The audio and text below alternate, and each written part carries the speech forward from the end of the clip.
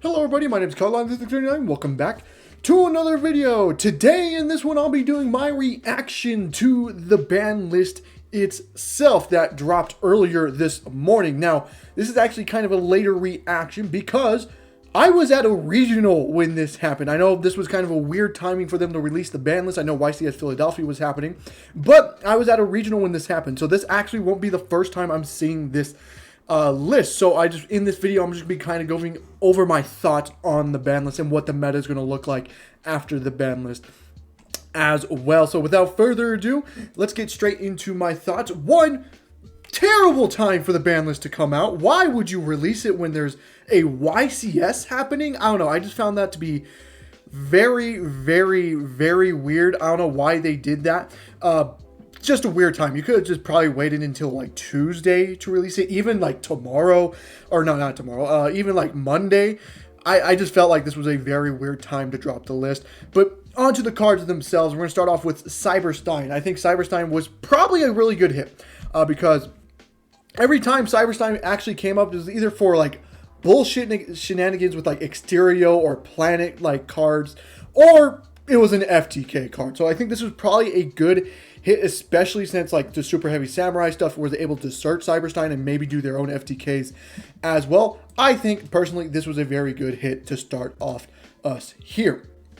And now on to the next card here, which is Super Heavy Samurai Scarecrow. Now this is interesting. So Super Heavy Samurai just got their new support at the beginning of the month in Cyberstorm Access with Wakashi and all that stuff with Bike. And it was like a kind of a one-card combo. And now with the Link 1 ban, it actually doesn't really do the Link 1 or a one-card combo anymore. You kind of have to open multiple cards to kind of go off. I don't think, like, obviously the Scarecrow hit is a lot, but I feel like Super Heavy Samurai can absolutely come back from this. But it just won't be a one-card combo deck anymore. That's probably a good thing. Just, you know, normal summon souls and go full combo and stuff like that. That no longer works thanks to the Link 1 being banned. You actually have to open up multiple cards to actually do your combo. Again, not terrible. Like Super Heavy Samurais are probably just going to have to change their deck, but they very much can still pretty much play. But obviously this is going to change a lot for Super Heavy Samurai. Next card here is number 89, Diablos the Mind Hacker. Now, obviously, everyone knew this card. This was like one of the guaranteed things that get hit in this list, and it makes sense why. It not only does it rip your extra deck, so you have to play multiple like important cards. You have to play multiple of those cards, but it also banished cards face down, and it also created the zone lock in Castria, which was kind of the main reason why people hated this card. It also ripped from the extra, which is also not good. So yeah, this very much makes sense of why they got hit. Now the turn 1 end board for Castria is a lot weaker because they're not looking at your extra, and they're not going to be able to zone lock you anymore. So obviously this was such a very good hit for Castria. Next cards here are a Point to the Red Lotus and Branded Expulsion. Now, a Point to the Red Lotus does make sense. Like, technically, Triple Tactics Thrust can search this turn 1 if you do get hand trapped. It was just one of those cards, like, kind of like, they have it on the ban list as well, the Trap Dust Shoot, where you can just look at your opponent's hand, rip a card, like their best card in their hand, and also be able to, now you have the hand knowledge of their hand. It was just kind of probably too powerful, even as a trap card. Just being because 2,000 life points is pretty much nothing if you want to look at your opponent's hand. You probably do that all the time. Branded Expulsion is interesting. Obviously, Branded Expulsion is a very good card because it can summon out the Gimmick Puppet. But Albion, the new fusion that came out in Cyberstorm Access that's able to special summon from the graveyard, is still released. Now, the thing with that card is there's a lot more interactivity between that. The thing with Expulsion is if you're able to banish the Gimmick Puppet Nightmare, then Expulsion can still bring it back, and then your opponent basically cannot play at that point because people were side decking like Bestials for it. If it's in the banished area, obviously the Bestials cannot hit it. So I think this is a very good hit, and it makes it where there's only one card in Branded that can special summon the Gimmick Puppet. They're obviously probably going to still do that, but it makes it where they don't have two cards that can immediately do it and just lock you out of the game. So this is, again, a very good hit. So that was it for the bans. Again, it's very shocking that they're hitting Super Heavy Samurai pretty early on, but it somewhat makes sense just to kind of prevent the one-card combo and make Super Heavy Samurai actually do more than just a one-card combo there. Alrighty, now on to the limited list. We got Blaster, the Dragon Ruler of Infernos. Obviously, I think a lot of people knew this was going to come off as well. It doesn't really do that much. They're slowly bringing off the Dragon Rulers. Tempest has been off for a while now. Blaster, again, it's not that great of a card effect in the game. I think all the Dragon Rulers can go to 1. I know a lot of people probably will disagree with me with that because either Redox is just too insane or Tilekin Foolish and, Reborn, whatever, right? I don't know. I feel like they're all could be fine at 1 and it wouldn't create that much of a problem. But Blaster at 1 is going to do literally nothing. Like, there's nothing that's going to abuse Blaster in any way, shape, or form. Now on to Mathmech Circular. Now, here's the thing with Mathmech Circular. Obviously, Circular does everything for the deck. The only thing I see with it is there's like 20 different ways to search this in Mathmech. You have Small World, you have Cynet Mining, you also have, what's that one card's called? The XYZ, Alimbersion? I think it's Alimbersion. I could be wrong. I could be wrong about that. Don't put me on that. But they have the XYZ that can search it as well. So basically, they kind of have to somewhat change because, this was a guaranteed way to get to a rank 4 or a link 2 in the deck. Now that it's at 1, you have to have more ways to get to this card. Obviously, it's not that much of a problem in Mathmech, but it being at 1 as well basically makes it where you're not going to be, once that 1 is out of the deck, you're not going to see it for the rest of the game, because once it hits the graveyard, there's pretty much no way for it to come back besides like the Reborn for Mathmech. So overall, I think it's an okay hit, but I think there's just so many things that can search it that, like, I mean, it's just going to be less likely for you to open Circular than searching it. And then searching it obviously plays into Droll and Lockbird. Now into Cyframe Gear Gamma. So this was out of left field. So Gamma was being played this format because of something like Droll and maybe even Shifter, depending on the deck. So if you... a lot of people were playing the Gamma package because you would search a lot without your monster being on the field, like Super Heavy Samurais would do that a lot. Gamma was kind of a way to punish Droll for that reason, but it was also like a going second card. Like, it's weird because Gamma, even though it's like an overall good hand trap, it has a lot of restrictions to it. You can't have a monster on the field for you to activate Gamma because you have to control the monsters unless you have, obviously, Lambda. And you have to play the brick in Driver as well. Again, this was a very weird hit. I understand Gamma was being played a lot, but I don't think this deserved to get limited in any shape or form. A lot of people, I mean, I guess Droll's just going to be going through more now, now that Gamma is now limited. Because basically limiting it is basically banning the card, because at 1, I feel like it's just straight up unplayable, because you have to play 1 Gamma and 1 Driver. So, like, I don't know. I don't think it's worth it in that case anymore. Danglong! There has to be something with this, right? There has to be something with this. Like just thinking about it, there just has to be something with this card. Obviously, the first deck you think that comes to mind is obviously Sword Soul can take advantage of this card. Obviously, the token plus Adhara can make Danglong.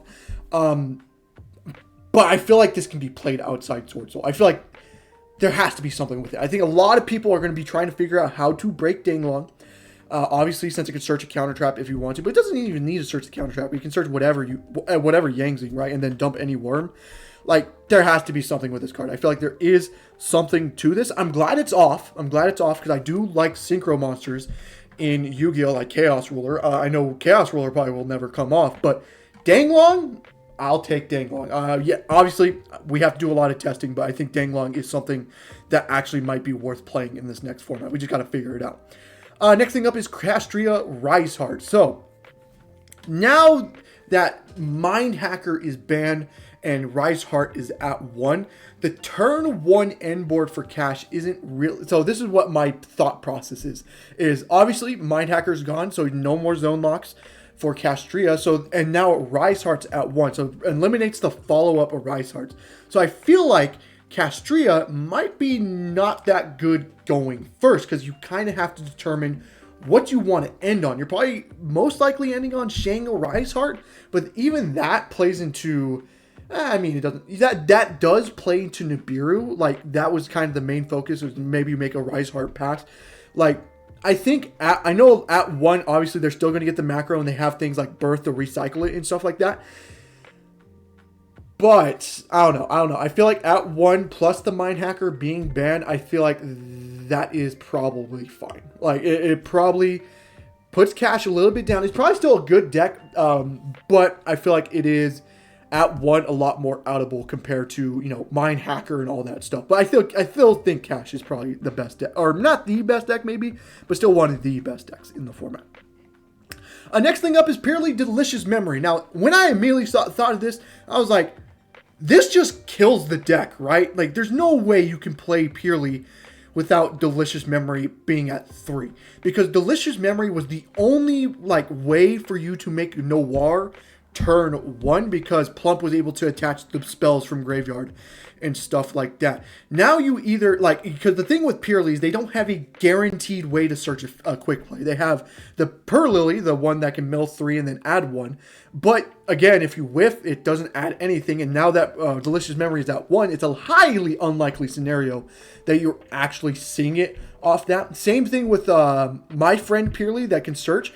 At 3, it was guaranteed for you to search. But if it's at 1, it's no longer a guarantee for you to search. Again, those 3 cards are at random. So, like, this just doesn't...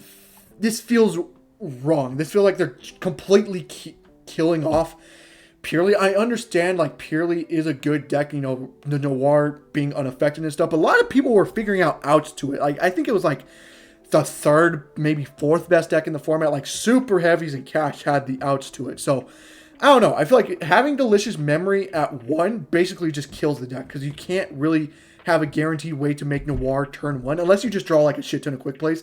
I think the only way you get to Noir now that doesn't involve Delicious Memory is you have to get to the trap card in the deck, which if you're trying to dig for that, draw is hitting that a lot. But this deck can play around draw because they can do a lot of their stuff in draw phase. But that's just my thought process, is doesn't this just kill the deck? But again, people will probably figure this out, how to play the deck out with Delicious Memory at 1. But I think it becomes so much more weaker now that it's at 1.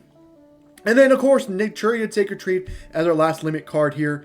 Probably, like, fine, like, yes, like, I don't know. Did it need to be hit? Probably not, but, like the Runic stuff was more of a problem than the Naturia stuff. But obviously, they didn't go after Runic in this list. Like, we'll see the semi-limits in just 1 second, but I don't think that's enough. But obviously, the Sacred Tree prevents it from them searching a shit ton of quick play spells or whatever, like that. So this is only getting you 1 guaranteed search now, and that's about it with the Naturia stuff. I don't know. It's probably fine. I don't know. I just... Probably fine. Now into the semis. Herald and Orange Light probably can go to 3. Like, all the Ashizus are at 1 now, so, like, Orange Light is probably fine to go to 3, so why not just put it to 3? Castria Unicorn. Why the fuck did you put Unicorn to 2? The fuck is that going to do? Like, they still have 3 field spell plus terraforming. They still have Fenrir that can search it, and they still have Birth and Papaya at 3. Like, Unicorn to 2 does straight up fucking nothing. Like, I would take, like, a Birth limit over Unicorn semi. Like, this just doesn't make sense to me. Like, why? I don't know. I just don't agree with this whatsoever. Same thing with Lightning Storm. I don't agree. Why? Like, Lightning Storm wasn't even that good. Like, so many people were playing around. Like, maybe if you're, like, a trap deck, it sucks. But, like, why? This just kind of feels like when they limited Shooting Riser. Just why? Why would you do that? Like, who cares? Like, I don't know. This does nothing. I don't know why they put it to 2. Runic Fountain, again, another card that does nothing at 2. I don't know. A lot of people were playing Fountain at 2 anyways. So, like, I feel like a limitation probably would have been better, but they obviously don't want to hit Runic if they're putting it to 2. Yeah, it doesn't really change anything. Tip is not hit. Like, the deck is basically the same. Like, maybe the tree comes up, but, like, there's different versions of Runic. So, I don't know. It just doesn't feel right to me. It just does not feel right to me. Like, Fountain just doesn't do anything. Engage the 2. Holy shit. We're getting close. We're getting dangerously close. Like, Engage the 2. That feels so wrong. This feels so wrong. Like, I don't know. Obviously, I hate the card, but maybe it's fine. Like, Sky Striker was doing nothing at 1. But, like, at 2 as well, and plus the multi-roll unlimit, like, I don't know about that. And then Sprite Starter to 2. Again, I mean, Jet's still at 3, so it's searchable. So, like, I don't know. This is probably fine. At least they didn't hit blue, so that's fine with me. So, yeah, Starter, Yeah, makes sense to me. Makes sense to me. Again, Semi shouldn't do anything. Now into the Unlimits. Steam the Cloak. Does nothing without Hulk. Birdman is perfectly fine. Samsara Lotus. That FTK exists, but, like, it's probably not that good anymore. Quick Fix is fine at 3. Master Plan banned, so who cares? Recital Starling, again, perfectly fine at 3. Draco Face Off. Probably fine at 3. And Multi-Roll. I think this is probably fine at 3. I think, yes, Engage at 2 is... I think Multi-Roll is fine at 3, because I don't even think Sky Strikers would play it at 3. But, you know, the Engage is at 2 as well, so that is something. So, yeah, I took a little bit with this video, just giving my overall thoughts and stuff like that. Again, I was at a regional when this ban list dropped, and I just fucked up my light, so I'm going to try to end this as much as possible. But, yeah, I was at a regional, so this kind of isn't my first time seeing the ban list, so this was kind of my thoughts on the ban list. But I hope you guys did enjoy the video. If you did, leave a like and subscribe for more content on the channel, and I hope to see you guys in the next one. Goodbye.